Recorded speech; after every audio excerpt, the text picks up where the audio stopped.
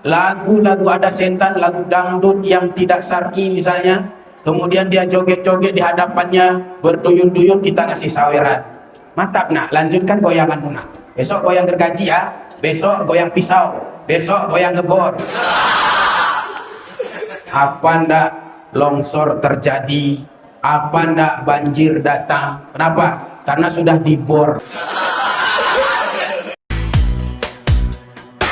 Dari opes yang bokas dakwah berita politik. Assalamualaikum warahmatullahi wabarakatuh.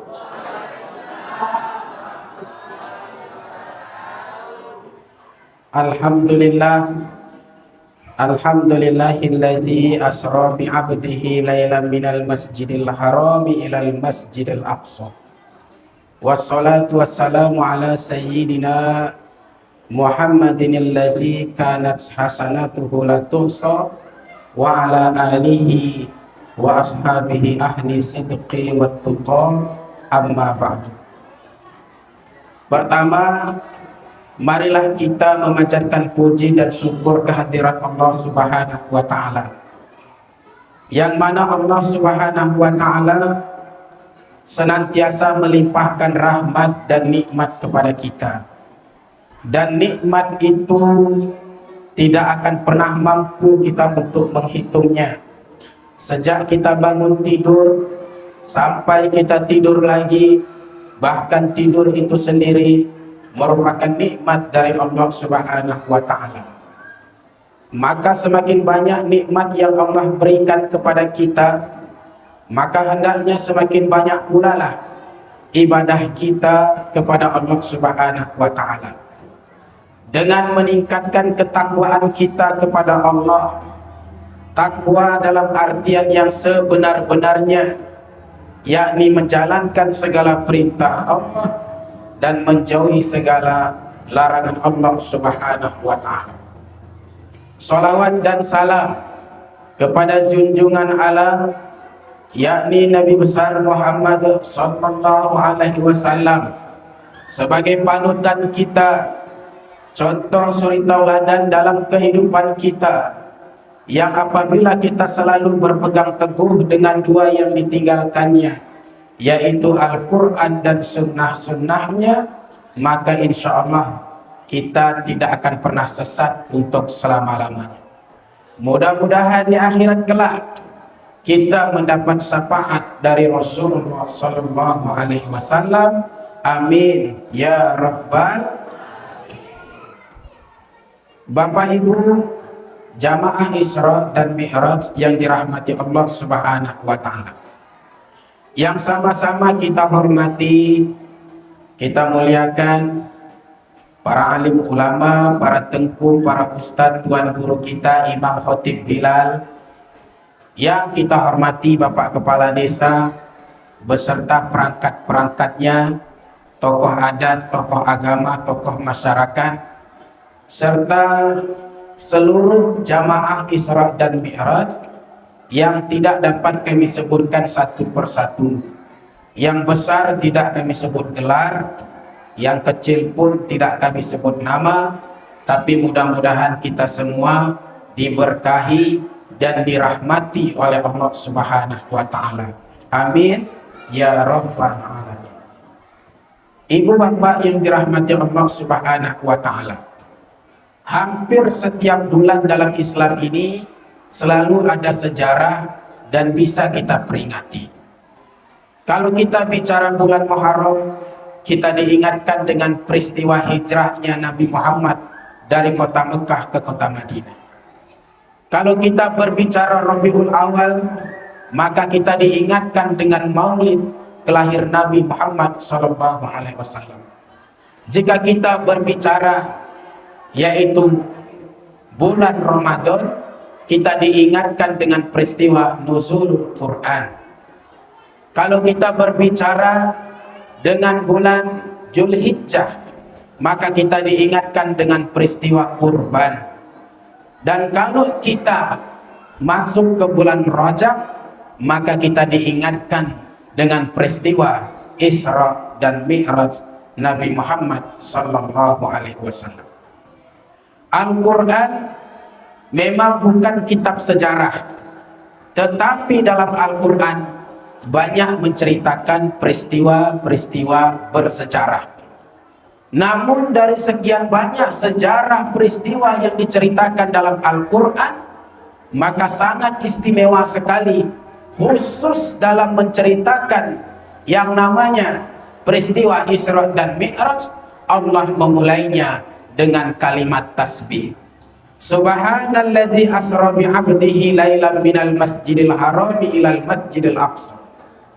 Maha suci Allah yang telah memperjalankan hambanya pada suatu malam dari Masjidil Haram ke Masjidil Aqsa, kemudian mi'raj lagi, yaitu langit pertama, kedua, ketiga, dan seterusnya sampai ke Sidratul Muntaha, dan langsung bertemu dengan Allah Subhanahu wa Ta'ala, dan kembali lagi ke kota Mekah. Tidak lebih hanya memakan waktu sekitar sepertiga malam.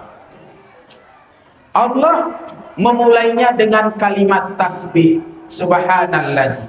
Banyak peristiwa-peristiwa diceritakan dalam Al-Quran. Allah menceritakan bagaimana Fir'aun dan segala bala tentaranya ditenggelamkan di Laut Merah. Itu peristiwa yang sangat luar biasa. Bagaimana yaitu seorang Nabi Musa diberikan mukjizat oleh Allah Subhanahu wa Ta'ala, diberikan tongkat, lalu ditepukkan tongkat itu ke lautan, bisa terbelah dua, dan kemudian Nabi Musa itu bisa melewatinya beserta pengikut-pengikutnya. Tetapi Fir'aun dan segala bala tentaranya ditenggelamkan di Laut Merah oleh Allah Subhanahu wa Ta'ala. Itu peristiwa dahsyat, peristiwa hebat. Namun Allah tidak memulainya dengan kalimat tasbih. Allah menceritakan bagaimana Nabi Adam alaihissalam diceritakan dalam Al-Quran, diciptakan oleh Allah Subhanahu wa Ta'ala. Itu pun tidak dimulai dengan kalimat tasbih. Allah menceritakan bagaimana Nabi Ibrahim alaihissalam dibakar oleh Raja Namrud di tengah kobaran api. Namun mukjizat diberikan Allah Subhanahu wa Ta'ala kepada Nabi Ibrahim. Nabi Ibrahim bukan kepanasan, malah kedinginan dalam kobaran api. Menurut logika tidak mungkin, tapi jika Allah berkehendak tidak ada yang tidak mungkin. Itu peristiwa yang sangat luar biasa, tidak diceritakan dengan kalimat tasbih. Banyak lagi cerita-cerita dalam Al-Quran, tetapi sangat jarang menggunakan kalimat tasbih. Sangat istimewa sekali, khusus menceritakan peristiwa Isra dan Mi'raj. Allah memulainya dengan kalimat tasbih. Subhanalladzi, maha suci Allah. Bagi kita yang pernah pesantren, kita pernah belajar yang namanya ilmu balaghah. Ini disebut dengan kalimat izaz, yaitu ada yang tersembunyi di situ, yaitu lafzul jalalah, sehingga kalimat aslinya adalah subhanallahillazi, maha suci Allah. Maha suci Allah dari segala kelemahan, maha suci Allah dari ketidakmampuan. Allah maha agung, Allah maha besar. Tidak ada yang dapat menandingi kebesaran Allah Subhanahu wa Ta'ala.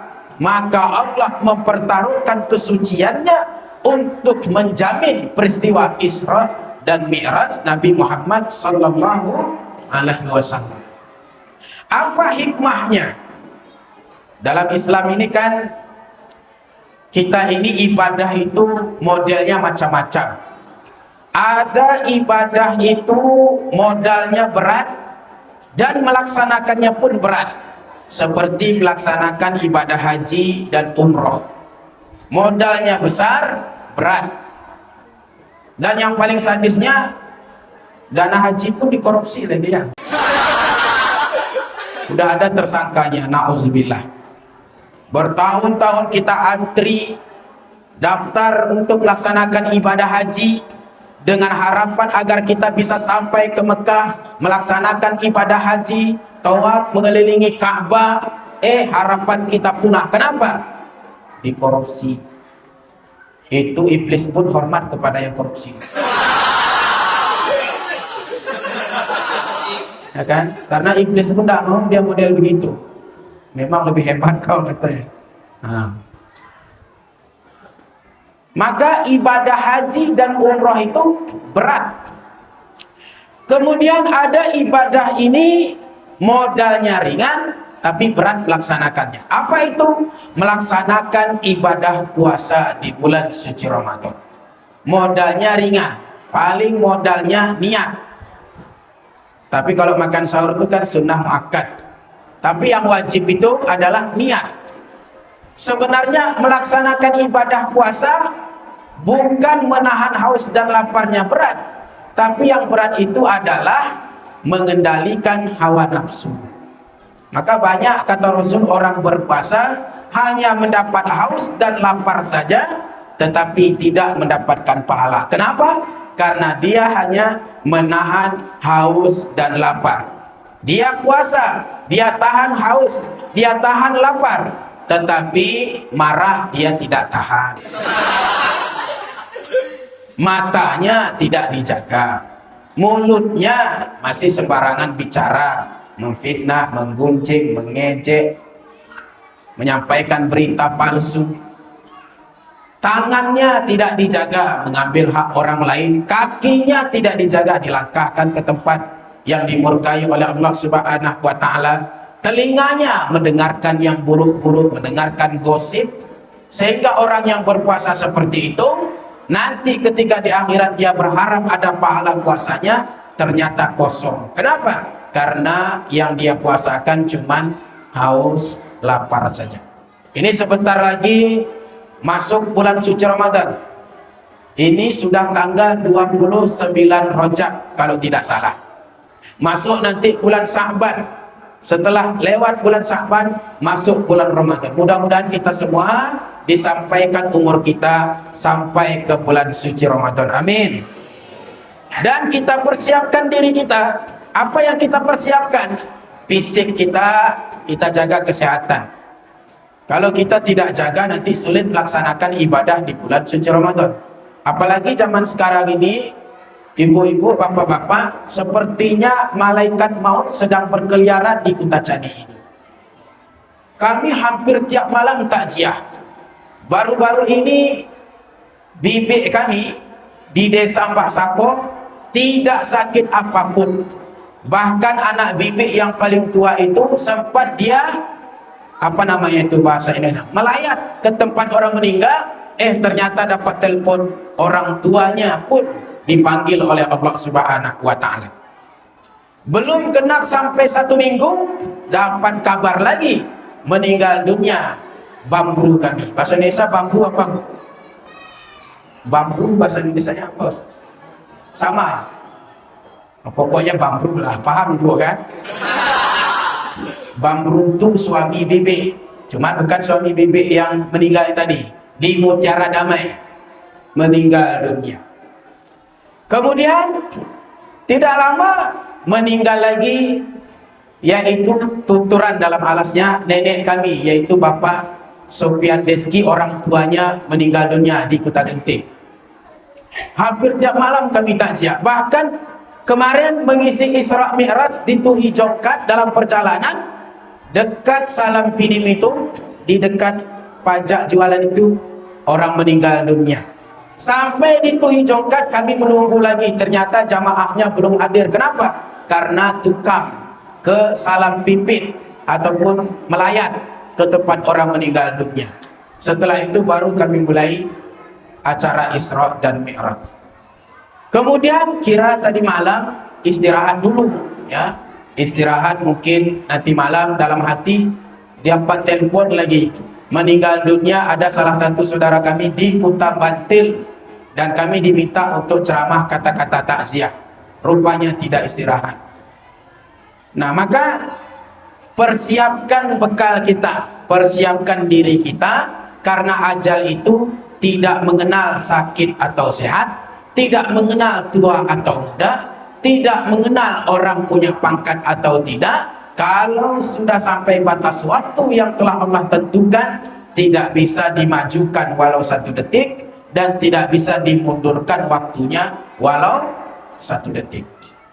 Ada orang ingin cepat mati, yaitu orang ingin bunuh diri. Kenapa? Karena mungkin dia merasa hidupnya sudah susah, hutangnya banyak, masalahnya banyak di dunia ini, sehingga karena tidak ada iman, seolah-olah dia merasa kalau diakhiri hidup kan selesai masalah. Bu, kira-kira kita punya masalah atau enggak, Bu? Enggak punya masalah, Bu? Enggak mungkin enggak punya masalah, pasti ada masalah kita. Cuman apakah dengan mengakhiri hidup kita alias bunuh diri akan menyelesaikan masalah?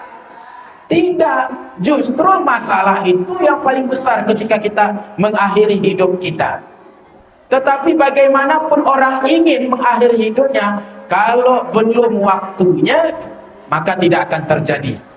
Dibuatlah orang di rumahnya ada kursi, kemudian dia naik di atas kursi, kemudian ada kayu di atas rumahnya, dia ikatkan tali, lalu dia masukkan lehernya, dia jatuhkan kursinya, ternyata talinya ternyata tali lapuk, artinya talinya nggak sanggup menahan bebannya, akhirnya putus, jatuh ke bawah.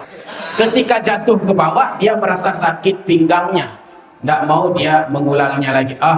Ternyata sakit begini pun luar biasa, nggak mau lagi bunuh diri, dahlah selesaikan masalah. Ada di kota besar rel kereta api, orang mau bunuh diri lagi, dia dia golek di rel kereta api itu, dia pejamkan matanya dengan harapan nanti akan lewat kereta api, akan berakhirlah kehidupannya. Ternyata Allah berkehendak lain. Dia dengar suara kereta api tuk tuk tuk tuk tuk, makin lama makin dekat, tuk tuk tuk tuk tuk tuk, makin dekat, tuk tuk tuk tuk tuk tuk, makin dekat, sampai lewat kereta api itu. Dia buka matanya, ternyata dia masih hidup. Kenapa? Ternyata rel kereta api itu ada 2, kanan dan kiri. Dia sebelah kanan, yang lewat sebelah kiri. Nggak mau dia mengulanginya lagi, ngeri, seram, dia bilang. Luar biasa, mengerikan. Dia tidak mau mengulanginya. Itu kalau belum batas waktu yang telah Allah tentukan. Cuman Bapak Ibu, jangan nanti praktek di rumah. Ini coba aku praktekkan yang dibilang Ustaz. Ibu buat baygon, minum, mati, tangkap polisi, Ustaz sadar. Jangan, Bu. Itu kita tidak tahu apakah hari ini ajal kita, apakah memang ditakdirkan seperti itu ajal kita. Kita semua tidak ada yang tahu. Yang jelas kita sedang menunggu antrian. Semua ada antriannya, semua ada nomornya, semua ada gilirannya. Cuman tidak pernah kita diberitahu. Apakah nanti bapak-bapak, ibu-ibu yang di sini duluan, saya belakangan, kita tidak tahu. Atau sebaliknya, saya belakangan, ibu-ibu duluan, bapak-bapak duluan. Itu pun kita tidak tahu. Tapi yang jelas, suatu saat kita akan kembali kepada Allah Subhanahu wa Ta'ala. Dan kalaupun kita takut dan menghindar dengan kematian itu, tidak bisa menghindar. Pernah dalam sejarah Nabi Sulaiman alaihissalam, datanglah malaikat maut yang diwujudkan seperti wujud manusia, tapi matanya melotot tajam. Kemudian di samping Nabi Sulaiman ada umat Nabi Sulaiman, melihat orang itu, bertanya kepada Nabi Sulaiman, wahai Nabi Sulaiman, itu orang dari mana? Aku takut sekali melihat dia, matanya tajam dan terus melotot melihat diriku. Kata Nabi Sulaiman, ketahuilah itulah malaikat maut. Berarti ada yang diincar di sini. Jangan-jangan saya yang diincar. Wallahu a'lam, kata Nabi Sulaiman. Nabi Sulaiman, aku takut karena dia terus melihati aku. Matanya terus melihat diriku dengan tajam. Jangan-jangan nyawaku akan dicabut. Engkau kan punya mukjizat, wahai Nabi Sulaiman. Engkau bisa mengatur angin. Tolong terbangkan aku ke negeri seberang.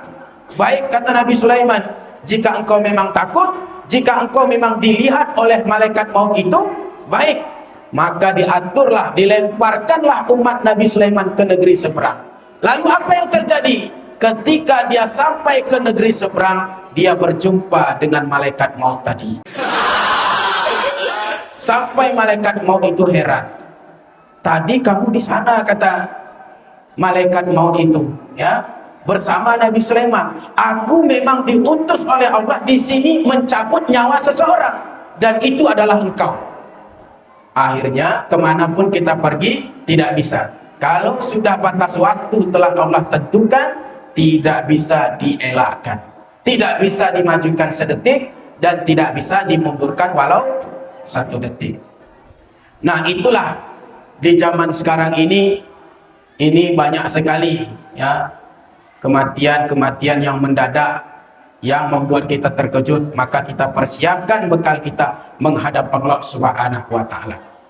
Kembali lagi kita ke memperingati Isra dan Mi'raj, bahwa Allah menggunakan kalimat tasbih. Dan ibadah ada yang berat, ada modalnya berat, ada yang modalnya ringan, ada yang melaksanakannya berat. Tapi ada ibadah yang modalnya ringan dan melaksanakannya pun mudah. Agama menyebutnya dengan kalimatut thayyibah, mengucapkan kalimat-kalimat yang baik yang mendapat pahala besar di hadapan Allah Subhanahu wa Ta'ala. Bertemu dengan tetangga kita di jalan, ucapkan assalamualaikum, berpahala. Yang menjawabnya waalaikumsalam, berpahala. Kira-kira mengucapkan salam berat gak, Pak? Ibu-ibu, kira-kira mengucapkan salam berat nggak? Tapi kenapa kadang-kadang kita nggak mau mengucapkannya? Malah kita bilang, kau, kita bilang, apa salahnya ucapkan dulu assalamualaikum dah, misalnya kayak gitu. Ada teman kita jumpa assalamualaikum, apa salahnya? Karena para sahabat-sahabat itu mencontohkan betapa pentingnya mengucapkan salam itu. Ketika mereka ada berdua berjalan, kemudian di tengahnya ada pohon. Ketika mereka melewati pohon ini, saling mengucapkan salam. Saking pentingnya mengucapkan salam. Dan tak usah diganti-ganti, apalagi sekolah IT. Saya koreksi guru IT. Kenapa? Karena itu kan sekolah IT, itu kan Islam terpadu. Artinya semua orang di situ, yang di grup WA itu semua orang Muslim. Tapi yang dia ucapkan apa? Assalamualaikum warahmatullahi wabarakatuh.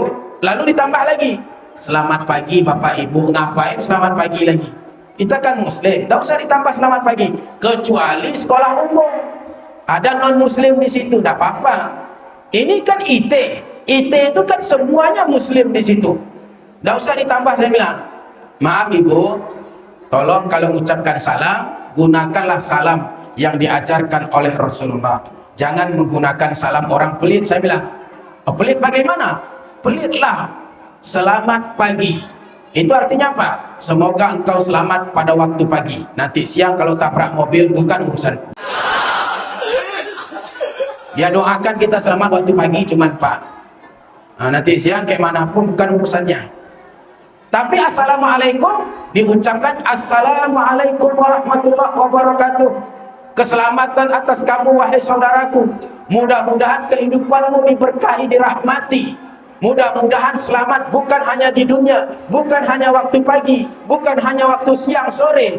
Mudah-mudahan engkau selamat dari dunia sampai akhirat. Itulah makna daripada salam. Kita didoakan bukan hanya selamat waktu pagi, waktu-waktu tertentu, dan bukan hanya selamat di dunia ini, tapi juga didoakan mudah-mudahan selamat sampai akhirat.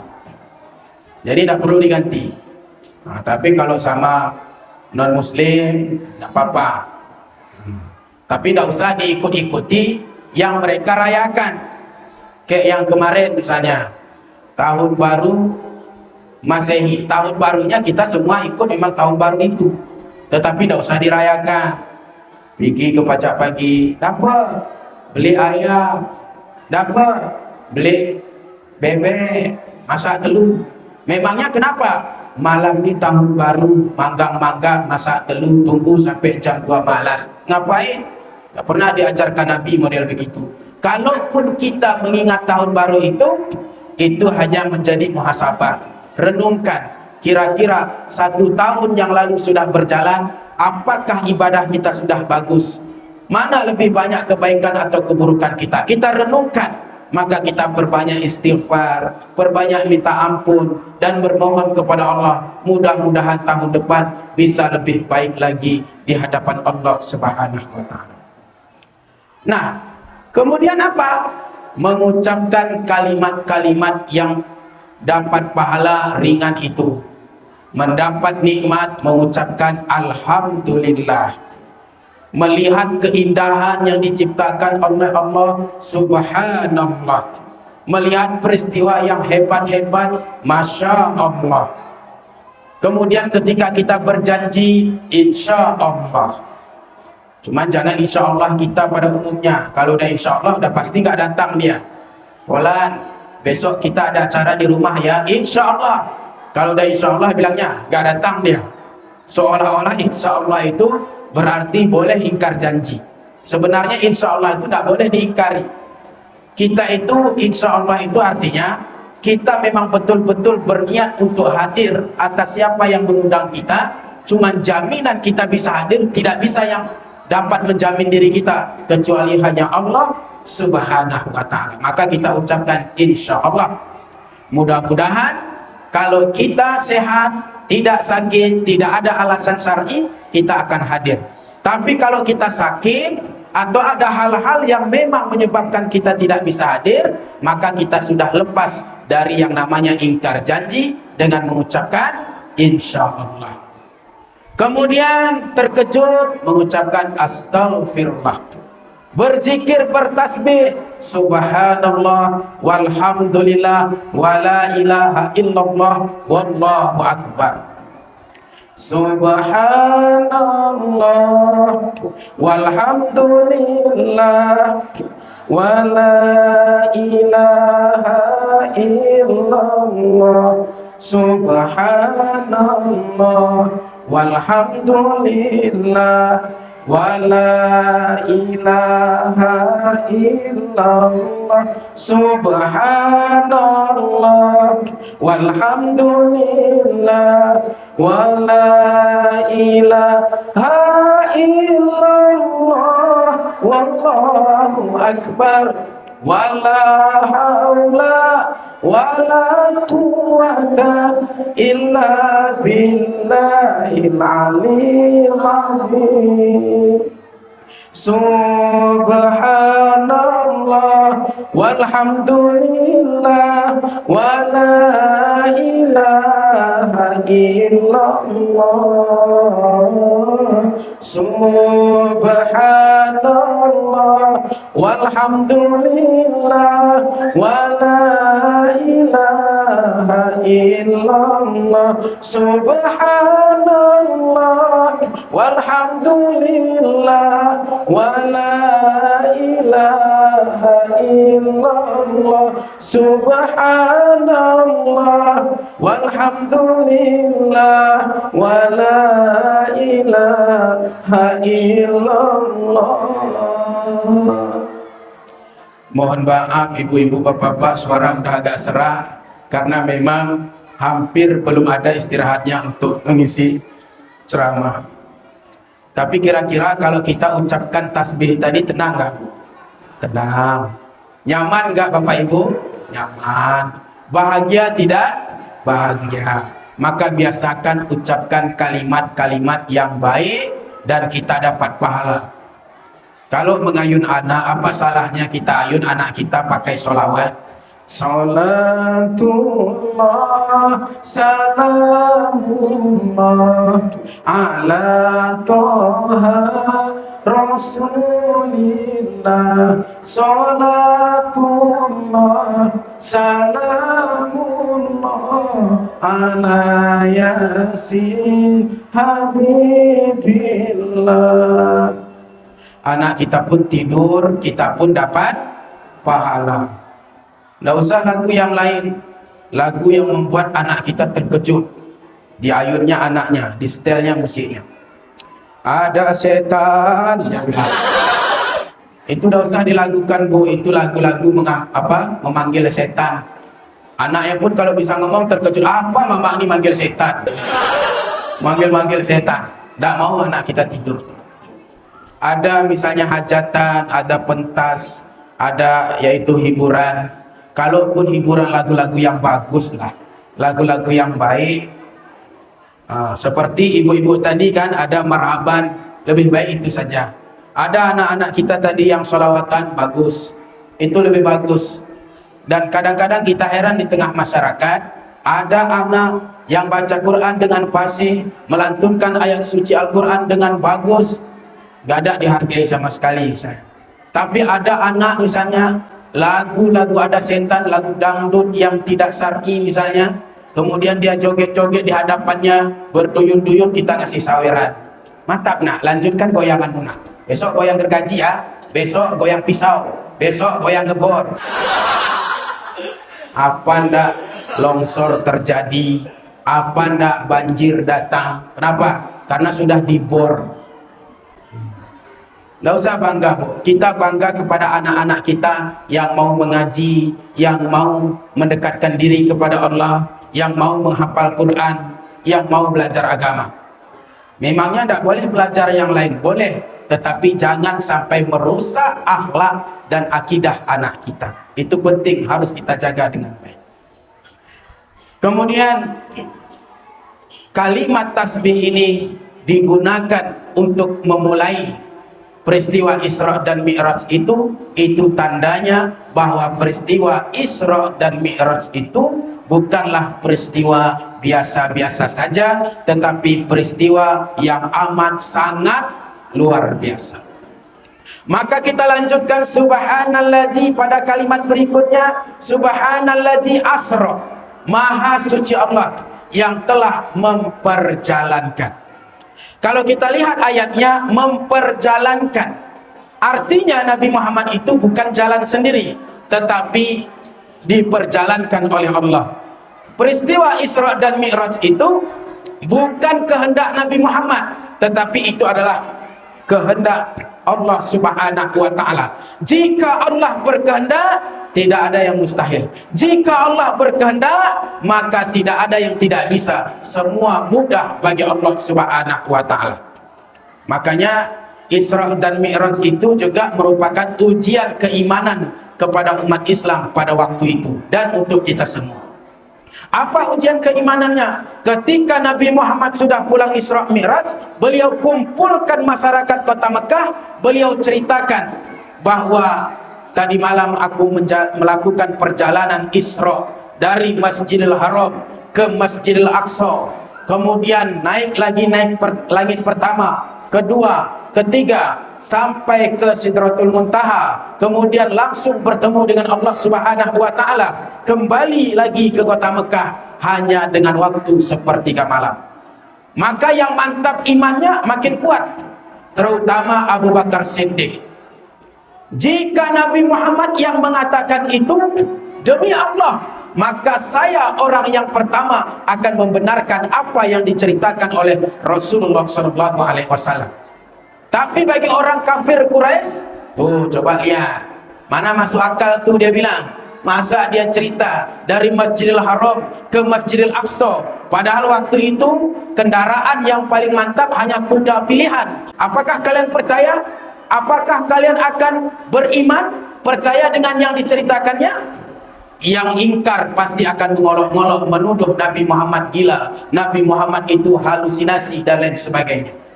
Dan yang ragu-ragu pun akhirnya kembali murtad, mengikut barisan kafir Quraisy. Tetapi bagi orang yang imannya kuat, maka mereka bukan mengandalkan logika semata-mata, tetapi yang utama adalah bagaimana mengandalkan iman kepada Allah Subhanahu wa ta'ala. Jika Allah sudah berkehendak, maka kejadian yang lebih tidak mungkin pun pasti akan bisa terjadi. Kira-kira kalau kita di zaman Nabi Muhammad ikut yang mana itu? Karena kita sudah tahu, logikanya adalah persis seperti kami misalnya berangkat dari Telaga Mekar kemari sekitar jam 8.45 tadi, sampai di sini mungkin jam 9 atau jam 9 lewat. Mungkin nanti selesai acara di sini kembali mungkin setengah 12 misalnya. Ternyata dalam perjalanan ada semut yang masuk ke kantong saya. Kemudian setelah nanti baju digantungkan, semutnya keluar. Kemudian keluar, dia bertemu dengan teman-temannya. Wahai teman-temanku para semut, ketahuilah aku baru saja pulang dari desa Purwodadi. Jam berapa berangkat? Saya berangkat tadi jam 8.45. Lalu kemudian sampai lagi jam sekian. Iya. Maka kalau semut ini tidak tahu, pasti dia akan berbicara, mana mungkin badanmu begitu kecil, langkahmu begitu pendek, tidak mungkin secepat itu bisa engkau pergi ke Purwodadi dan pulang lagi ke tempat ini hanya dengan waktu yang singkat. Kenapa? Karena dia tidak tahu bahwa temannya yang semut ini bukan jalan sendiri, tapi telah masuk ke kantong Ustaz Sadari. Begitulah, jika Allah sudah berkehendak, maka Nabi Muhammad tenang saja. Nabi Muhammad terima beres, karena Allah yang memperjalankan, maka tidak ada yang mustahil bagi Allah Subhanahu wa ta'ala. Jamaah Isra dan Mi'raj yang dirahmati oleh Allah Subhanahu wa ta'ala, itu kalimat asra. Artinya apa? Yang mampu menggerakkan kita siapa? Siapa yang mampu membuat kita bergerak? Siapa yang mampu memberikan kita napas? Siapa yang mampu menjamin rezeki kita? Siapa yang menciptakan langit? Siapa yang menciptakan bumi? Siapa yang membuat kehidupan ini? Allah Subhanahu wa ta'ala. Allah Maha Besar, yang lain semuanya kecil. Gunung kecil, lautan kecil, matahari kecil, bumi ini kecil. Yang besar Allah Subhanahu wa ta'ala. Presiden kecil, gubernur kecil, Pak Camat kecil, bupati kecil, Sadari kecil, gak kecil orangnya. Yang besar Allah Subhanahu wa ta'ala. Maka sebagai iktibar pelajarannya, jangan sombong dalam hidup. Hidup ini hanya sekedar titipan. Kita punya harta, itu titipan Pak, bukan milik kita. Kita punya pangkat jabatan, itu titipan Bu, bukan milik kita. Jangankan harta, jangankan pangkat, ruh yang ada dalam tubuh kita ini pun, itu hanya sekedar titipan Allah Subhanahu wa ta'ala. Kapan Allah mau cabut? La haula wala quwata illa billah. Hanya Allah yang tahu, dan kita hanya sekedar hak pakai saja. Maka kalau titipan, ikut pelajaran dari tukang parkir. Apa pelajaran dari tukang parkir? Tukang parkir banyak kendaraan di hadapannya. Ada sepeda motor, ada mobil-mobil mewah, tetapi dia tidak pernah sombong. Pernahkah kita lihat tukang parkir sombong? Dia berpidato teriak-teriak, kemari kumpul, coba lihat, mobil banyak nih, ada kereta banyak nih, tengok. Gak pernah tukang parkir seperti itu. Kemudian mobil itu satu demi satu pergi meninggalkan dia. Semua kendaraan di situ pergi meninggalkan dia. Namun tukang parkir tidak pernah menangis. Tukang parkir tidak pernah bersedih. Apa ilmu tukang parkir? Ilmunya adalah dia menyadari ini cuma sekedar titipan. Mobil mewah, kendaraan yang di hadapan tukang parkir, dia sadar ini bukan milikku, ini hanya sekedar titipan, maka tidak pantas untuk sombong. Punya jabatan sombong, bukan milik kita Pak. Punya harta sombong, bukan milik kita Bu. Wajah cantik sombong, wajah itu titipan Allah. Jadi semuanya hanya sekedar titipan Allah Subhanahu wa ta'ala. Dan kalaupun titipan itu diambil oleh Allah, tidak perlu kita berlarut-larut dalam kesedihan, karena itu milik Allah dan pasti akan kembali kepada Allah Subhanahu wa ta'ala. Maka subhanalladzi asra, Allah yang mengatur semuanya. Masuk ke kalimat berikutnya, subhanalladzi asra bi'abdihi. Maha suci Allah yang telah memperjalankan hambanya. Allah menggunakan kalimat hamba di situ. Kenapa Allah tidak buat misalnya subhanalladzi asra bi Muhammad? Maha suci Allah yang telah memperjalankan Nabi Muhammad. Kenapa tidak seperti itu? Kenapa Allah tidak langsung menyebut nama Nabi Muhammad? Ternyata dalam kalimat hamba ada hikmahnya. Hikmah yang pertama adalah ternyata kata-kata hamba itu menjamin bahwa hamba Yang disebut hamba itu ada dua unsur. Ada unsur roh dan ada unsur jasad. Orang disebut hamba Allah itu ada roh dan jasadnya. Ada jasadnya, ruhnya tidak ada. Apa namanya, Bu? Jasadnya ada, ruhnya tidak ada lagi. Apa namanya, Pak? Mayit. Ada ruhnya, jasadnya tidak ada. Apa namanya? Hantu. Sebenarnya hantu tidak ada. Hantu tidak ada. Pocong tidak ada. Kuntilanak tidak ada. Orang tuh main film cuma itu. Cari duit dia. Nggak ada hantu. Karena dalam keyakinan umat Islam, nggak ada orang meninggal dunia terus keluar hantunya. Nggak ada. Nggak ada. Yang ada itu jin. Itu harus kita paham. Yang ada itu jin. Allah menciptakan manusia, Allah menciptakan malaikat, Allah menciptakan jin. Nah, jadi kalau ada yang kita lihat-lihat itu bukan hantu dari orang yang meninggal dunia, tetapi itu jin. Dan biasanya orang yang bisa melihat itu karena mungkin sudah CS dia sama jin, udah sahabatnya, udah 11-12 dia sama jin. Itu luar biasa akhlaknya. Maka ketemu haro CS kata jin, kawanku.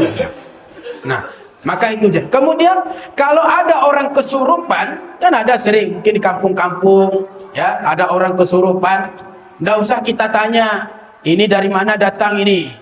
Maka jin itu menjawab, aku nenekmu. Apa makanan kesukaan nenek? Aku suka makan manuk labar. Buat dulu manuk labar. Ini nenek datang nih, bilang orang apa keluarganya. Dibuatlah manuk labar tadi, kemudian dikasih ini nek, makan. Habis itu pulang nek ya, makannya. Habis itu keluar dia. Setelah dia keluar, dia ceritakan sama jin yang lain. Kalian kesukaan kalian apa? Oh, aku pengen nih makan cimpe, makan apa namanya gutel, dia bilang. Oh, kalau mau itu masuk aja ke situ. Nanti dikasih, dia bilang. Masuk dia lagi. Ditanya, ini siapa yang masuk ini? Ini kakeknya. Apa kesukaannya nih kakek ini? Makan cimpe, dia bilang. Buat. Dibuat lagi. Keluar dia lagi. Cerita. Antri jin terus. Antri jinnya terus. Giliran dia ingin makan sesuatu. Kenapa? Karena kita memperturutkan apa keinginan jin. Maka kalau ada orang kesurupan, jangan percaya. Itu adalah yang masuk jin, bukan anggota keluarga kita. Kalau misalnya orang meninggal dunia, kemudian ruhnya bisa masuk ke jasad orang lain, ngapain dia masuk ke jasad orang lain? Lebih baik dia masuk ke jasadnya, kan hidup dia lagi. Itu kalau logikanya begitu. Ngapain dia masuk ke jasad orang? Masuk aja ke jasad lagi, kan hidup lagi terus. Maka itu yang masuk model begitu adalah jin. Kenapa dia bisa masuk? Karena imannya lemah kepada Allah Subhanahu wa taala. Orang yang benar-benar beriman kepada Allah Subhanahu wa taala, istiqomah imannya kepada Allah, tidak akan bisa dimasuki oleh jin. Lalu solusinya bagi orang yang masuk jin itu bagaimana? Cukup diajankan saja di telinganya itu. Dengan keikhlasan, dengan penuh keyakinan bahwa setan takut ataupun jin takut dengan kalimat-kalimat takbir. Ada orang kesurupan, Allahu Akbar, Allahu Akbar, sekerasnya buat terus biar keluar dia. Ada orang kesurupan Ustaz, baca Quran juga dia. Kita ajankan, dia pun ikut ajan. Bagaimana Pak Ustaz? Nah, itu berarti udah kelas tinggi jinnya itu. Nah, perlu diruqyah. Dan ruqyah itu jangan ruqyah dengan dukun. Banyak orang ruqyah tapi dukun. Penampilannya seperti ustadz, tapi dukun dia. Nah, jadi ruqyah yang benar itu adalah ruqyah sesuai yang diajarkan oleh agama kita, yang diajarkan, dicontohkan oleh Rasul. Makanya orang ruqyah itu, yang benar itu ruqyah itu, pasti disuruhnya cabut dulu cincinnya. Kalau ada rumah-rumah yang percaya dengan jimat-jimat yang digantung-gantung, dibersihkan dulu. Kalau ada pohon-pohon yang diyakini dipercayakannya, diamankan dulu. Dibersihkan dulu dari kesirikan, baru itu bisa diruqyah dengan benar.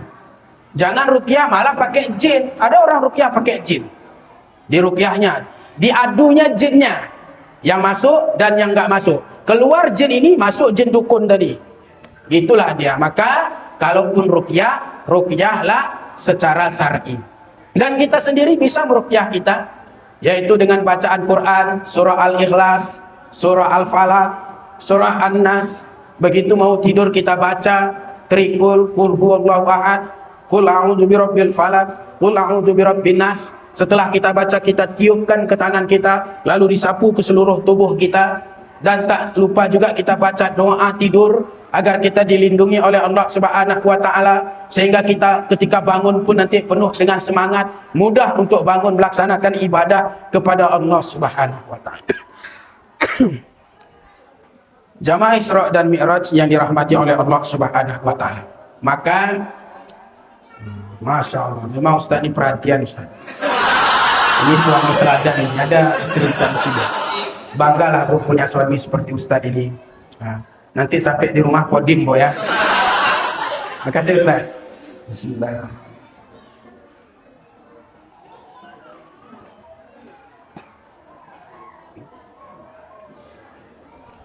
Lanjut lagi atau dipercepat?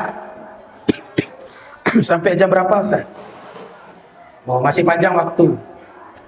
Kita lanjutkan lagi.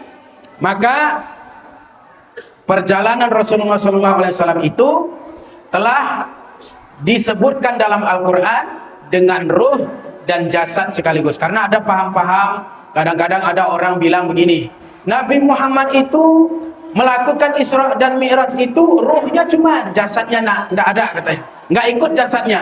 Dibantahkan dalam Al-Quran surah Al-Isra ayat pertama itu, Subhanalladzi asra bi abdihi, bahwa hamba yang disebut sebagai hamba itu tidak lain adalah adanya ruh dan adanya jasad. Itu yang pertama.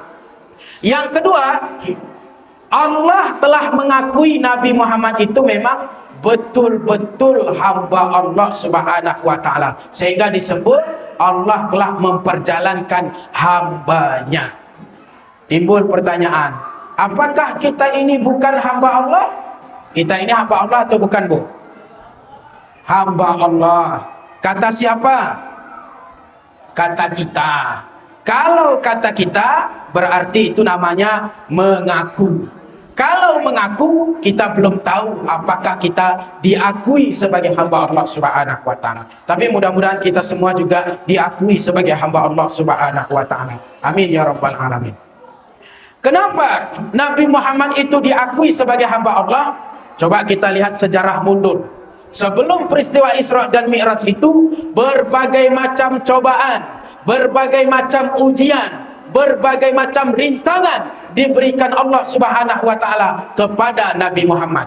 Namun bagaimanapun cobaan, rintangan, ujian, beratnya perjuangan untuk berdakwah kepada umat agar kembali ke jalan Allah Subhanahu wa taala, Nabi Muhammad tidak pernah mengeluh. Nabi Muhammad tidak pernah minta berhenti. Memang tidak pernah ada nabi berdoa, ya Allah, berat kali jadi nabi, ya Allah, nggak mau aku ya Allah. Ustaz imam di Purwodadi aja jadi imam apa jadi nabi, nggak pernah. Nggak pernah nabi itu minta berhenti. Kenapa? Karena iman Nabi dan Rasul itu semakin diuji, semakin meningkat. Semakin diuji, lulus. Dan semakin kuat imannya dan semangat perjuangan untuk mendakwahkan kebenaran tauhid, untuk menyembah kepada Allah Subhanahu wa taala. Beda dengan iman kita. Kalau iman kita ini al-imanu yazidu wa yanqus. Iman kita ini kadang naik, kadang turun.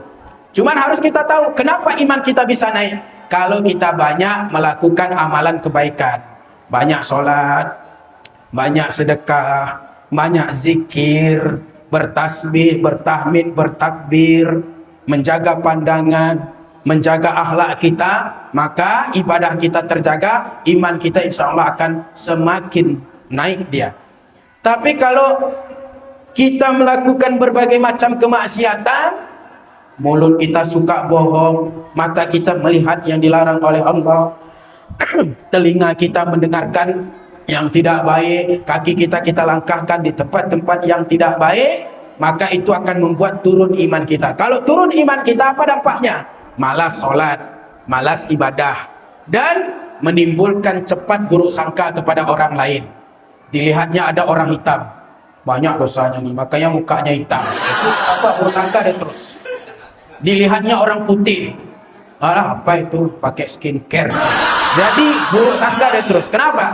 Akibat banyak kemaksiatan dan menimbulkan malas ibadah dan buruk sangka kepada orang lain. Jamaah Isra dan Mi'raj yang dirahmati oleh Allah Subhanahu wa taala. Maka Allah telah mengakui Nabi Muhammad itu sebagai hambanya. Allah berikan ujian. Apa ujian kepada Nabi Muhammad? Pernah Nabi Muhammad itu ketika sebelum hijrah dari kota Mekah ke kota Madinah, beliau hijrah dulu ke negeri Taif namanya. Di negeri Taif itu bukan disambut, malah disambit. Di negeri Taif itu bukannya itu disambut dengan gembira, malah dilempari dengan batu. Bahkan riwayat itu menjelaskan sampai jubah beliau yang putih itu menjadi warna merah karena berdarah-darah telah dilempari oleh orang-orang kafir di negeri Taif itu. Kemudian datanglah malaikat Jibril kepada Nabi Muhammad. Wahai Nabi Muhammad, aku tidak senang, tidak suka engkau diperlakukan dengan zalim seperti ini. Pilih saja Nabi Muhammad, kira-kira gunung mana yang engkau suruh, engkau perintahkan untuk aku angkat, lalu aku akan timpakan di negeri Taif ini agar mereka tahu rasa siapa yang mereka zalimi, siapa yang mereka sakiti. Namun apa kata Nabi Muhammad? Jangan. Tidak usah wahai malaikat Jibril, tidak usah. Mereka memperlakukan diriku seperti itu karena mereka belum tahu. Belum tahu kata Rasul. Makanya kadang-kadang kita dalam hidup ini pun jangan langsung kita memponis orang kalau kita belum tahu. Menyampaikan berita kemudian kita sampaikan ke orang lain padahal belum tahu kita beritanya benar atau tidak, kita sampaikan, dosa kita. Kalau kita mendengar suatu berita, apa berita? Quran, fatabayyanu, cari kebenarannya, tabayyun dulu, jangan langsung kita salah-salahkan. Tanya dulu, kira-kira sumber berita itu dari mana, kemudian itu sebenarnya fakta atau fitnah. Jangan langsung begitu dengar langsung sampaikan ke orang lain, itu sudah dosa. Maka kata Rasul, jangan, karena mereka belum tahu bahwa Allah yang telah menciptakan segalanya. Nanti kalau dibiarkan begitu, mereka terus seperti itu. Mudah-mudahan nanti anaknya akan beriman kepada Allah. Kalau anaknya pun nanti kafir, tidak mau beriman kepada Allah, mudah-mudahan nanti cucunya yang akan beriman kepada Allah, kata Rasulullah SAW. Cucunya pun nanti kafir, nggak mau beriman kepada Allah, mudah-mudahan buyutnya nanti akan beriman kepada Allah Subhanahu wa taala. Tidak putus Rasulullah berjuang untuk menyampaikan Islam. Kalau kita kan nggak gitu Pak ya. Misalnya kita ini disakiti orang, dilempar orang sampai berdarah kita. Datang malaikat Jibril, bagaimana Pak? Lempar orang tuh, kita timpakan kan, hajar terus malaikat Jibril, kita bilang terus. Kalau kita gitu, kau sakiti aku, ku sakiti kau. Kau ejek aku, ejek kau pun. Kan gitu kita kan? Tapi Rasul mencontohkan membalas keburukan dengan kebaikan. Dilemparnya kita dengan batu, lempar dia dengan pisang. Lemparnya lagi, lempar dia dengan minuman. Lemparnya lagi, lempar dengan bunga, tapi ikut potnya pun. Nah, jadi Rasulullah itu memang akhlaknya sangat luar biasa. Nah, jadi Rasulullah itu mencontohkan yang baik-baik sehingga musuh pun sebenarnya tidak sanggup membenci Rasulullah. Itu orang-orang kafir Quraisy, kalau secara hati nurani sebenarnya dia kagum dengan akhlak Rasulullah sallallahu alaihi wasallam. Kemudian menjelang Isra dan Mi'raj itu disebut dengan tahun Amul Azmi, tahun kesedihan, tahun duka cita. Sebab apa? Kedua pembelanya yang betul-betul membela Rasulullah dalam berjuang untuk mensiarkan Islam telah dipanggil oleh Allah. Allah panggil pamannya, Allah panggil istrinya tercinta, yaitu Sayyidatil Khadijah. Begitu meninggal, kembali kepada Allah Sayyidatil Khadijah, Rasulullah bersedih, duka cita. Bersedih karena Rasulullah pun manusiawi, ada pasti rasa sedihnya. Kenapa memangnya dengan Sayyidatil Khadijah? Karena Siti Khadijah ini luar biasa mendukung perjuangan Rasulullah SAW. Ketika Nabi Muhammad belum pernah berjumpa dengan malaikat Jibril, bertemu dengan sosok dengan wujud aslinya, yang begitu dahsyat bagi kita yang tidak pernah ketemu Rasulullah, tak pernah ketemu waktu itu, lalu dijumpakan oleh Allah di gua Hira, tentu beliau akan ketakutan, gemetar, buru-buru dia pulang ke rumah. Sampai Siti Khadijah istrinya cepat-cepat memeluk beliau, memberikan selimut dengan pelukan yang hangat, dan kemudian menyampaikan, membisikkan ke telinga Rasulullah sallallahu alaihi wasallam, "Wahai suamiku tercinta, kenapa engkau begitu takut? Kenapa engkau tergesa-gesa pulang ke rumah? Siapa yang mengejarmu? Siapa yang ingin menyakitimu? Orang-orang yang ingin menyakitimu jangan hiraukan. Aku orang yang pertama akan menghadangnya," kata Sayyidatul Khadijah. Ibu-ibu kira-kira ada nggak gitu sama suami? Ada nggak? Bapak pulang nih, dikejar orang, belum bayar hutang, pulang ke rumah, ada nggak? Jangan takut abang, aku yang akan membayar hutang abang. Nih cincin, jualkan bang, bayar hutang abang. Ada nggak? Berat. Abang nih masih banyak aja hutang, cincin ku ni mau abang jual, jangan. Itu ada tuh. Tapi mudah-mudahan ibu-ibu di sini ndak. Insyaallah nanti bisa dikasih emas pak ya, modal usaha. Begitulah Sayyidatul Khadijah itu. Kemudian Siti Khadijah itu seluruh hartanya dikorbankan, diinfakkan untuk perjuangan dakwah Rasulullah sallallahu alaihi wasallam, sampai-sampai beliau menyampaikan kepada Nabi Muhammad, "Wahai suamiku Rasulullah sallallahu alaihi wasallam, andai kata nanti sudah tiba ajalku, dipanggil oleh Allah, kemudian hartaku sudah habis, tidak ada yang bisa kuberikan kepadamu wahai suamiku. Andai kata tulang belulangku bisa menjadi jembatanmu untuk berdakwah, ambillah tulang belulangku, jadikan jembatanmu untuk berdakwah." Istri yang sangat luar biasa. Kalau seandainya tulang belulangku, kata Siti Khadijah, laku untuk dijual, jualkan Rasulullah untuk perjuanganmu, untuk mensiarkan Islam. Maka inilah perlu dicontoh ibu-ibu untuk berjuang kepada kaum bapak, para suami kita, mencari nafkah, berjuang untuk menghidupi keluarga, sama-sama untuk saling mengerti, saling memahami, untuk yaitu memberikan support dalam perjuangan dakwah. Kalau bapak-bapak ikut pengajian, berikan motivasi. Kalau bapak-bapak ingin berinfak di masjid kita ini, tadi sudah dibilang ada pembangunan, diinfakkan, jangan ditahan-tahan, berikan terus. Nanti Allah yang atur masalah rezeki dan lain sebagainya, seperti dicontohkan oleh Sayyidatul Khadijah. Nah, maka Allah Subhanahu wa Ta'ala telah mengakui Nabi Muhammad itu sebagai hamba Allah Subhanahu wa Ta'ala. Maka sebagai pelajarannya adalah pangkat yang paling tinggi, derajat yang paling mulia itu bukan presiden, bukan gubernur, bukan bupati. Derajat yang paling tinggi di hadapan Allah Subhanahu wa Ta'ala adalah hamba Allah Subhanahu. Ada presiden, tapi dia bukan menjadi hamba Allah, dia akan hina. Ada gubernur, tapi dia tidak menghambakan dirinya kepada Allah, pasti akan terhinakan. Ada bupati, tidak menjadi hamba Allah, maka dia akan buruk di hadapan masyarakat. Maka apapun profesi kita, polisikah, tenterakah, ustadzkah, ulamakah, orang biasakah, pedagangkah, petanikah, apapun profesi kita, pastikan kita ini menjadi hamba Allah Subhanahu wa Ta'ala. Kalau menjadi hamba Allah, maka ukuran perbuatan kita atas yang diridhoi oleh Allah Subhanahu wa Ta'ala. Kalau kita cari rezeki, kira-kira ini Allah ridho atau tidak. Kalau kita misalnya mau tanda tangan masalah proyek, kira-kira kalau saya tanda tangani Allah ridho atau tidak. Kalau kita misalnya dapat uang, dapat jabatan, kira-kira Allah ridho atau tidak. Maka ukurannya itu.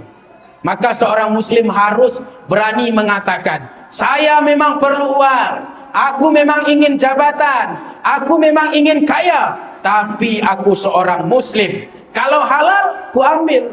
Kalau haram, tidak akan aku ambil. Itu sejatinya orang muslim.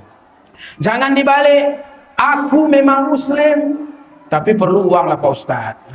Ini bahaya. Makanya haram-haram pun ambilnya terus. Aku memang Islam, tapi pengen lah aku ada jabatan ke Ustadz. Maka sogok tuh. Sogok menyogok terus. Dan paling sadisnya cari dalil untuk menghalalkannya. Kan itu zaman sekarang nih. Makanya saya bilang, tengku-tengku pun, ustadz-ustadz pun, kalau sudah dia tidak ukurannya mencari ridha Allah, bengkok. Pak Ustadz, ini hukumnya apa? Haram. Jangan lagi tuh Ustadz. Udah ada bagian Ustadz ini. Ya teh makruh dia bilang. Makruh dia bilang. Janganlah makruh, agak lempang sikit jalan kami Pak Ustadz. Carikan dalil, dicocok-cocokkan halal. Sampai-sampai berani ada Ustadz menyampaikan, sogok menyogok, boleh. Boleh. Demi apa? Demi menghalalkan yang diharamkan oleh Allah Subhanahu wa taala. Jamaah Isra dan Mi'raj yang dirahmati oleh Allah Subhanahu wa taala. Maka begitulah perjuangan Rasulullah sallallahu alaihi wasallam sehingga diakui sebagai hamba Allah. Kita pun begitu, berusaha terus kita menjadi hamba Allah Subhanahu wa taala. Kemudian perjalanan Isra Mi'raj itu sebenarnya tujuannya apa? Untuk apa sebenarnya Isra dan Mi'raj itu? Tujuan utamanya tentu tidak ada yang tahu, hanya Allah yang tahu. Namun pada ayat berikutnya Allah jelaskan, linuriyahu min ayatina. Sesungguhnya pelajaran ataupun tujuan dari Isra dan Mi'raj itu linuriyahu min ayatina, untuk ditunjukkan sebagian kecil daripada tanda-tanda kebesaran Allah Subhanahu wa taala. Jadi dalam perjalanan Isra Mi'raj itu Allah tunjukkan tanda-tanda kebesaran Allah Subhanahu wa taala. Maka dalam perjalanan itu Allah tunjukkan kepada Nabi Muhammad seperti kehidupan di surga dan bagaimana kehidupan dalam neraka. Ada orang dilihat oleh Rasul, kukunya dipanjangkan oleh Allah, kemudian dia cakar-cakar mukanya sampai berdarah-darah hingga yang tertinggal tulang belulangnya. Ditanya, itu orang kenapa? Wahai malaikat Jibril, itulah tamsil bagi umatmu yang ketika hidup di dunia suka mengorek-ngorek, mencari-cari aib saudaranya sendiri, diumbar-umbar kejelekan orang lain, kemudian dia persis seperti mencakar mukanya sendiri. Maka jangan, kalau ada kita lihat aib orang, tidak usah diumbar Pak, tidak usah diumbar Bu. Walaupun kita lihat dengan mata kepala kita, tidak usah diumbar, tidak usah diceritakan. Kalau aib pribadi. Tapi kalau masalah kebijakan, pemerintah misalnya, presidenkah, bupatikah, gubernurkah, kalau kebijakan, itu kalau kita ketahui ada melenceng, itu boleh kita sampaikan. Tapi aib pribadi jangan. Itu pribadi, kita semua punya aib pribadi masing-masing. Tapi secara kebijakan harus kita kritik.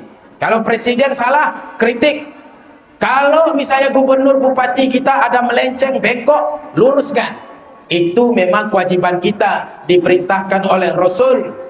Man ra'a minkum munkaran falyughayyiru biyadihi fa illam yastati' fa bilisanihi wa illam yastati' fa biqalbihi wa dzalika aful iman. Jika kita melihat suatu kemungkaran, maka cegah dengan tangan kita. Ini kalau makna hakiki, memang tangan diperintahkan Rasul. Apa maksudnya itu? Duel kita terus sama dia. Kau main judi, kau di sini, duel terus. Kalau kita berani, kalau tidak berani jangan. Ini nanti kalau duel aku cuman kalah nih, usah kayak gitu. Kalau makna majasi, tangan itu adalah kekuasaan. Apa artinya? Kalau kita misalnya kepala desa, bisa kita buat kebijakan. Kalau ada di sini yang coba-coba menjual sabu, usir dari kampung ini. Bisa buat aturannya, aturan kampung boleh. Siapa yang kedapatan mencuri dan kemudian sudah berkali-kali misalnya, itu pun diusir dari kampung ini misalnya. Kalau tegas hukum kita ini, pasti akan aman, akan damai. Kadang-kadang kan sulit terjadinya pembunuhan. Kenapa? Karena ada narkoba. Ada orang pemerkosaan, tidak jauh-jauh dari narkoba. Bahkan ada ayah kandung mencabuli anak kandungnya sendiri. Gara apa? Gara narkoba. Maka narkoba ini betul diperangi. Dari kita masing-masing, dari keluarga kita, kepala desa, dan sampai yang paling atas betul diperangi narkoba. Karena narkoba ini sumber masalah kita. Bahkan ekonomi kita tidak bergerak, itu juga gara-gara narkoba. Maka sebagai ayah, sebagai ibu, kita lindungi anak-anak kita, kita jaga jangan sampai terkena narkoba. Sampai hal yang sebesar-besar. Jamaah Isra dan Mi'raj yang dirahmati oleh Allah Subhanahu wa ta'ala. Maka kemudian dilihat lagi oleh Rasul, ada orang yang perutnya dibesarkan sebesar rumah, kemudian meletus, dicambuk dengan api neraka, disempurnakan lagi, meraung-raung kesakitan, dibulatkan lagi perutnya. Ditanya oleh Rasul, itu orang kenapa lagi? Itulah orang yang ketika hidup di dunia rakus, tidak memperdulikan halal haram, mencari rezeki dengan cara yang halal haram tidak peduli dia. Ada hak anak yatim diambilnya, ada hak orang fakir miskin diambilnya. Dia kenyang, tetangganya kelaparan, maka di akhirat nanti diberikan perut yang besar karena dia sudah terlalu kenyang di dunia, maka dicambuk dengan api neraka, meletus, dibulatkan lagi terus menerus tanpa henti-henti. Ada lagi orang diberikan satu beban, begitu beban itu diberikan di pundaknya, ditambah lagi. Sudah dia bungkuk, ditambah lagi, makin berat, ditambah lagi, sampai dia begitu susah untuk merangkak berjalan pun. Itu orang kenapa? Itulah orang ketika hidup di dunia dapat jabatan, tidak dijalankan dengan baik, ada jabatan lain diterimanya lagi. Jabatan yang satu pun tidak selesai, ada jabatan datang, terimanya lagi, ada jabatan, ada peluang, diterimanya lagi, padahal tidak diselesaikan dengan baik, maka dia akan terus diberikan beban di akhirat kelak. Dan ada yang istimewa ditunjukkan oleh Allah Subhanahu wa ta'ala, orang yang memotong padi, begitu dia potong, keluar lagi hasil panennya, dipanen lagi, tumbuh lagi. Itu orang istimewa. Itu golongan dari mana? Kata malaikat Jibril, itulah tamsil dari golongan umatmu ya Rasulullah, yang ketika hidup di dunia dia tidak hanya memikirkan perutnya, tapi dia pikirkan tetangganya. Kalau ada yang kelaparan dia bantu, ada tetangganya yang tidak punya beras dibantu, dia bantu dengan zakatnya, dia bantu dengan infaknya, sedekahnya, wakafnya. Semua orang dibantu, diberikan bantuan, karena dia hidup seperti keran, tidak hanya menyimpan air, tapi disalurkan kepada orang yang memang betul-betul butuh bantuan. Jadi ini adalah gambaran sebagai pelajaran kita. Hati-hati, jangan sampai di akhirat kelak kita kena dengan sebelah kiri, yaitu golongan yang disiksa oleh Allah Subhanahu wa ta'ala. Tapi pilihlah golongan kanan yang diridhoi oleh Allah Subhanahu wa ta'ala. Kemudian sebagai inti Isra dan Mi'raj tidak lain adalah ketika langsung menghadap kepada Allah Subhanahu wa ta'ala, Nabi Muhammad itu diberikan perintah solat 5 waktu sehari semalam. Subuh, zuhur, asar, maghrib, isya. Jangan ditinggalkan solat 5 waktu. Apapun kesibukan kita, apapun profesi kita, jangan remehkan solat ini, jangan tinggalkan solat ini. Karena sesungguhnya solat 5 waktu itu adalah kebutuhan kita, bukan keperluan Allah. Kalau kita solat, yang beruntung kita. Kalau kita tidak solat, yang rugi kita.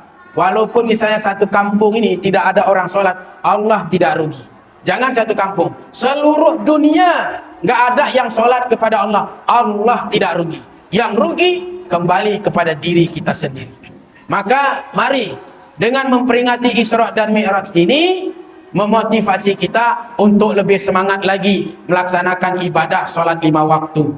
Masjid kita begitu megah, masjid kita fasilitasnya alhamdulillah, begitu dingin ada AC-nya, kemudian nanti diperbaiki lagi lebih bagus lagi, kenyamanan kita ada di sini. Apa salahnya bagi bapak-bapak terutama untuk memakmurkan masjid ini, hadir salat berjamaah di sini. Jangan sampai kita tidak mau memakmurkan masjid ini. Mari sama-sama kita makmurkan masjid kita ini untuk sholat 5 waktu. Dan jangan anggap meninggalkan sholat itu adalah perkara kecil. Karena ada ibu-ibu kadang-kadang cerita, di sana ada anak muda, mantap, tok markotok. Memangnya bagaimana?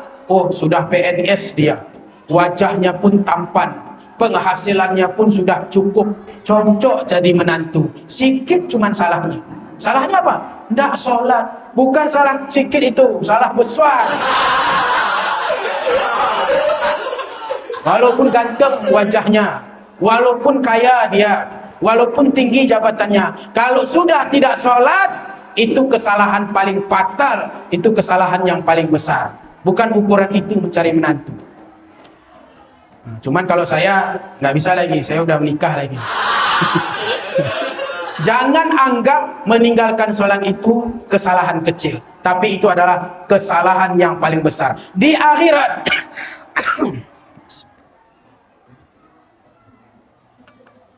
di akhirat yang pertama nanti ditanya adalah sholat. Ditanya nanti, sholatnya bagus atau enggak? Bagus. Maka dihitung hajinya, dihitung sedekahnya, dihitung zakatnya, dihitung kebaikan-kebaikannya di dunia, sekecil apapun dimasukkan pahalanya di dalam sholatnya itu. Tapi kalau diperiksa, bagaimana sholatnya ini? Buruk, nggak sholat orangnya. Maka walaupun ada sedekahnya, ada kebaikannya, ada amal ibadah yang lain, tapi karena dia tidak sholat, maka pahala-pahala yang sudah dia buat di dunia tidak jadi diberikan kepada dia. Kenapa? Karena tempat pahalanya tidak ada. Karena sholat itu akan menampung segala pahala kebaikan yang kita lakukan. Maka jangan tinggalkan sholat 5 waktu. Kecuali ibu, kalau ibu ada waktu tertentu. Tapi bapak-bapak jangan ikutan.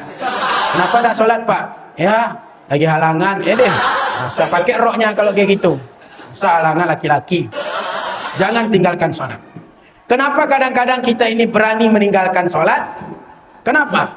Karena mungkin tidak ditunjukkan langsung di dunia ini oleh Allah. Kalau ditunjukkan azab bagi orang yang meninggalkan sholat, pasti mungkin orang takut meninggalkan sholat. Pernah dalam satu riwayat dijelaskan, di zaman Nabi dulu ada orang baik, terkenal kebaikannya di mana? Ramah, dia bantu orang tua, dia berikan bantuan kepada fakir miskin, banyak kebaikan dia lakukan. Tapi kesalahannya adalah tidak mendirikan sholat. Sehingga singkat cerita, sampailah ajalnya, meninggal dunia. Ketika meninggal dunia, semua orang terkejut melihat dia, karena dia orang baik terkenal. Kenapa? Karena wajahnya telah berubah menjadi wajah seperti, mohon maaf ini kasar, seperti wajah anjing dan babi. Dirubah. Dipanggil Rasulullah, ya Rasulullah, ini kenapa? Bukankah dia orang baik? Dia terkenal kebaikannya banyak, membantu orang. Ternyata dia tidak sholat. Sampai Rasul berdoa, ya Allah, ya Rabb, tangguhkan ya Allah, jangan engkau tunjukkan azab bagi orang yang meninggalkan sholat. Begitu tersiksa dan malu keluarganya ya Allah. Kami tidak sanggup melihatnya ya Allah. Kami bermohon kepadamu ya Allah, jangan tunjukkan di dunia ini, di akhirat nanti engkau berikan azab bagi orang yang tidak mendirikan sholat. Andai kata Rasul tidak berdoa seperti itu, habislah sampai hari ini orang yang meninggalkan sholat, wajahnya akan diubah menjadi wajah seekor babi dan anjing.